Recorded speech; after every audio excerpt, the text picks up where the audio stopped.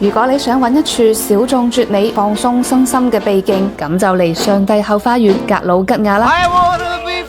各位老友，我哋嘅團隊喺格魯吉亞一路暢玩，全程沉浸式打卡，帶你一次過遊覽格魯吉亞所有精華。我哋走訪生命之柱大教堂，仲有孤獨星球推介嘅阿納魯里城堡，登上卡茲別克聖三一教堂，飽覽整片全景，親身感受雲上秘境。途經軍事大道，打卡格俄友誼紀念碑，漫遊第比利斯老城，睇埋木口鐘樓、格魯吉亞母親雕像同巨石陣。喺第比利斯聖三一教堂感受莊嚴宏偉，之後前往浪漫嘅西格納吉愛情小鎮，參觀當地紅酒莊園，仔細品嘗醇厚酒香。我哋玩轉當地特色，喺馬爾特維利峽谷玩橡皮艇漂流，坐遊船遊黑海，欣賞巴統浪漫嘅愛情雕像。每一站都充滿驚喜，當地特色美食更加唔可以錯過。合桃燉雞、當地特色披薩，配上芝士同純美紅酒，每一啖都係正宗高加索風味。全程入住當地4星至5星酒店，舒適自在，